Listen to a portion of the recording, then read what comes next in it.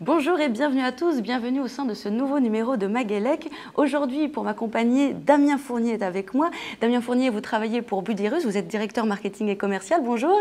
Bonjour Lise, merci de me recevoir sur InXL TV. Merci à vous d'avoir fait le déplacement depuis Strasbourg jusqu'à Nantes.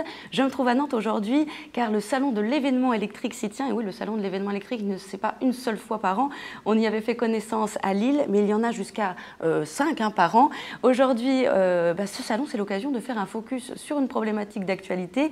Le passage, la transition des énergies fossiles aux énergies nouvelles et renouvelables, c'est vraiment un sujet d'actualité et on va essayer d'en faire le tour au sein de ce numéro sommaire.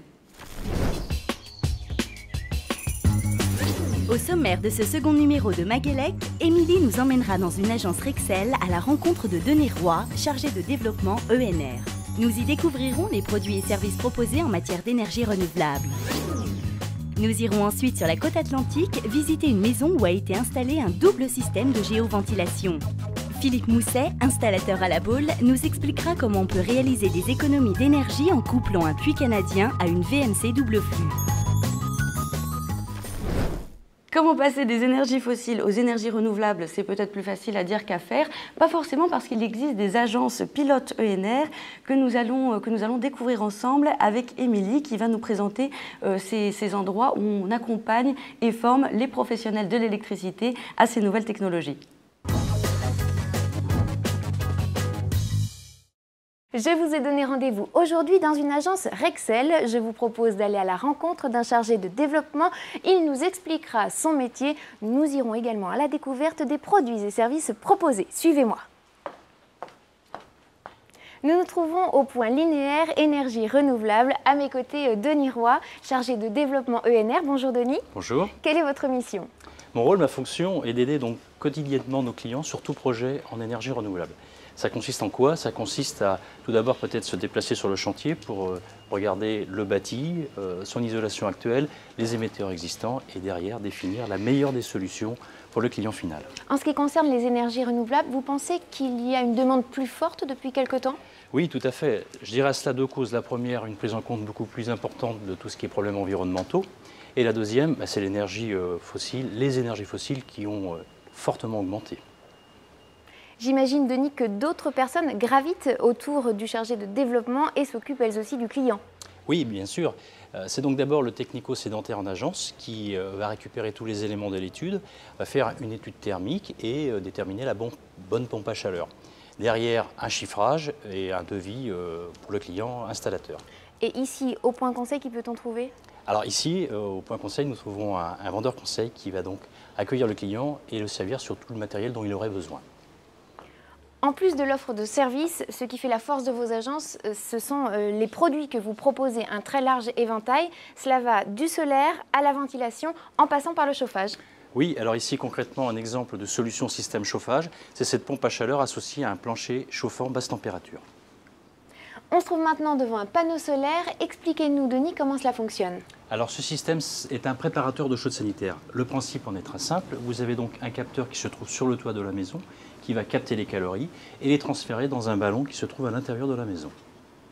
Est-ce qu'on a fait le tour aujourd'hui des solutions système, Denis? Non, deux solutions système qui ne sont pas présentes ici. La première, le photovoltaïque, et la deuxième, la ventilation double flux haut rendement.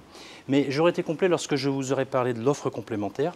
L'offre complémentaire, c'est quoi? C'est la possibilité de raccorder hydrauliquement tous ces systèmes d'énergie renouvelable. Alors, est-ce que ce sont des produits qui sont faciles à installer? Oui, nous offrons en plus la possibilité à nos clients de s'exercer dans les formations. Alors, il y a une aide à l'information, mais il y a également une aide à la mise en œuvre. Oui, nous pouvons aussi nous déplacer pour aider concrètement l'installateur lors de sa mise en service et de l'installation de ses produits. Alors c'est un accompagnement global. Chaque département dispose d'un chargé de développement comme vous, Denis, aussi accueillant et aussi aimable. Merci beaucoup. Merci, Émilie. C'est le moment de me tourner vers mon invité, vers Damien Fournier, qui va d'abord, s'il vous plaît, Damien, nous présenter Buderus, votre entreprise. Alors Buderus, c'est une entreprise qui a une tradition lointaine de confort thermique, puisque c'est une entreprise qui a plus de 275 ans. Ah oui, donc qui est dans ce domaine depuis assez longtemps, depuis très longtemps, et qui a vu, du fait de son origine allemande, depuis un certain temps déjà, la tendance des énergies nouvelles et renouvelables, et donc qui a investi dans des moyens de production, dans tout ce qui était solaire thermique par exemple, ou dans les pompes à chaleur, les tendances dont on parle aujourd'hui. Et donc c'est à ce titre d'expert sur les ENR que vous êtes venu sur le salon de l'événement électrique. Est-ce que vous pouvez nous dire en 2 mots les enjeux de ces énergies nouvelles et renouvelables? Sont-elles réellement incontournables? Alors incontournable, je pense oui, car le point principal est le confort. Ce que recherche le client dans sa maison, dans son habitat, c'est le confort. Je suis d'accord. Et la problématique qui se pose aujourd'hui, c'est le renchérissement des matières premières. Et donc tout simplement, ce confort a un prix et ce prix est chaque fois plus élevé. Donc il faut trouver des solutions qui permettent d'avoir un niveau de confort bon, voire meilleur qu'autrefois, sans pour autant dépenser plus. Égal ou supérieur, tout en voyant ces factures baisser un petit peu, parce que c'est vrai qu'on les voit, on voit les montants s'envoler un petit peu sur nos factures. Mais en même temps, c'est un investissement quand même, parce que quand on installe une pompe à chaleur, ça s'amortit en combien de temps? C'est la première question qui me vient. Excusez-moi. C'est une très bonne question et c'est la question que tous les particuliers posent à leur installateur.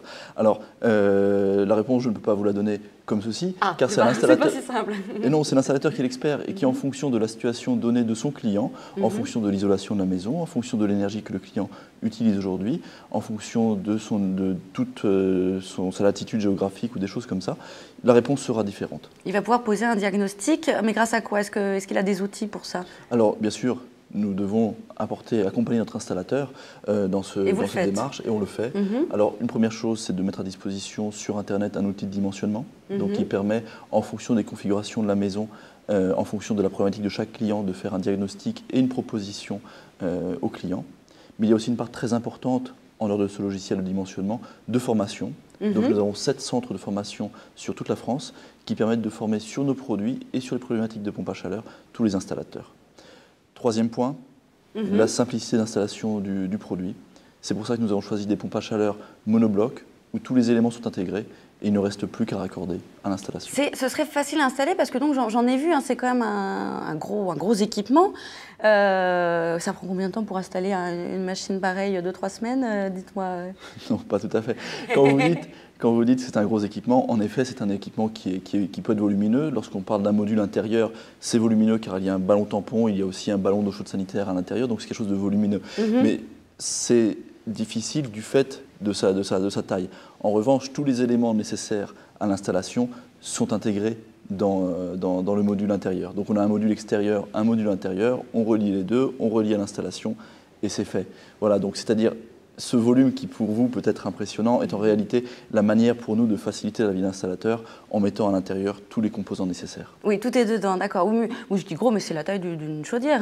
Tout à fait, une chaudière au sol fait à peu près cette taille. Je ne cherche pas à exagérer du tout. Et vous avez senti, vous pouvez peut-être répondre à cette question, une évolution du marché, le marché, il y a une demande réelle il y a une demande réelle. Des consommateurs déjà quand on parlait, oui, c'est une demande qui a quelques années déjà maintenant. Et seulement pour vous citer un chiffre, entre 2006 et 2007, le marché a augmenté de 45% sur les machines RO, sur pompe à chaleur RO. Donc il y a vraiment une demande réelle sur le marché. Et c'est une tendance lourde du marché et qui continuera dans les années à venir, bien entendu. L'actualité d'avenir, d'accord. Merci beaucoup de m'avoir éclairé. Merci d'avoir répondu à mes questions, Damien Fournier. C'est moi qui vous remercie. Dans le domaine des énergies nouvelles et renouvelables, il n'y a pas que les pompes à chaleur, parce que là, on vient de faire un très beau focus, mais il y a d'autres solutions qui existent, notamment, vous en avez entendu parler, la géoventilation, et on va en savoir encore plus grâce à ce reportage.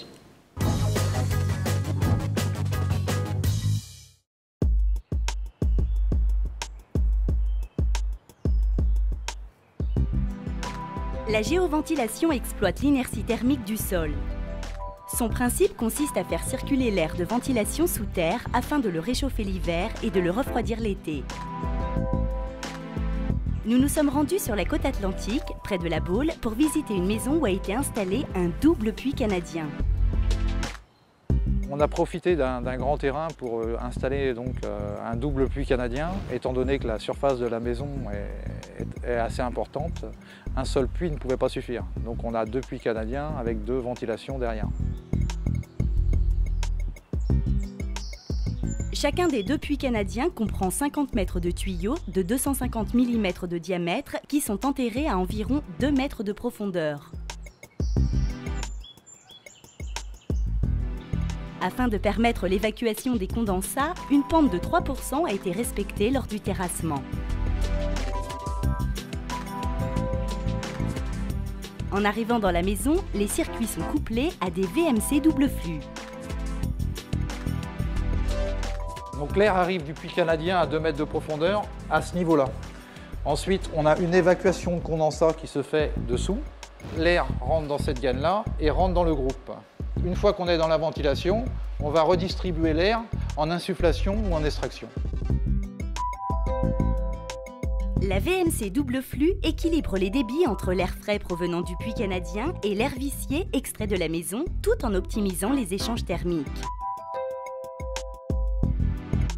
Elle est aussi équipée d'un module EIB qui permet d'interfacer le circuit de géoventilation avec le système domotique. On visualise ainsi les différentes températures au point clé du circuit sur un écran tactile. On a un air qui extérieur est à 21 degrés. Il passe dans le puits canadien, il rentre à 19 degrés. Et on le redistribue donc dans les pièces à 19 degrés pour rafraîchir un peu la température de la maison. On extrait actuellement à 25 degrés. Les débits ont été calculés à l'installation afin d'équilibrer l'insufflation et l'extraction. Ils sont notamment régulés grâce à un capteur de CO2.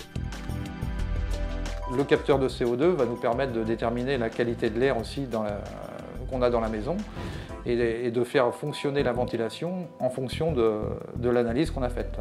Tout est automatique, mais on a toujours la possibilité de reprendre la main sur l'automatisme. La géoventilation présente principalement un intérêt économique.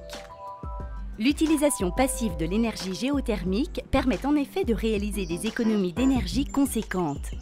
L'air qu'on prend dehors et les calories qu'on puise dans le sol sont complètement gratuites. Sachant quand même que l'été, si on peut diminuer de 3 ou 4 degrés la température des pièces, ça nous permet quand même pas de climatiser mais de rafraîchir. Et l'hiver, si on préchauffe la maison de 3 ou 4 degrés, c'est pareil. Cette énergie-là, on n'a pas besoin de la puiser par l'électrique ou par le gaz ou par une autre énergie. La maintenance d'un puits canadien associé à une VMC double flux est assez réduite. Une simple opération de nettoyage est requise 1 à 2 fois par an. On a des filtres à nettoyer, donc sur la machine en elle-même. On a les bouches à nettoyer aussi, donc il suffit de les déclipser et de les nettoyer avec une brosse. Et on a aussi un filtre sur le puits canadien en lui-même, à l'extérieur, qu'il faut vérifier de temps en temps pour voir s'il y a des insectes ou des choses comme ça qui sont mis dans le filtre. L'association du puits canadien et de la VMC double flux permet d'allier confort et économie d'énergie. Néanmoins, le secret de cette symbiose repose sur la qualité de l'installation du puits canadien. Il ne faut donc pas hésiter à faire appel à un spécialiste lors des travaux de terrassement.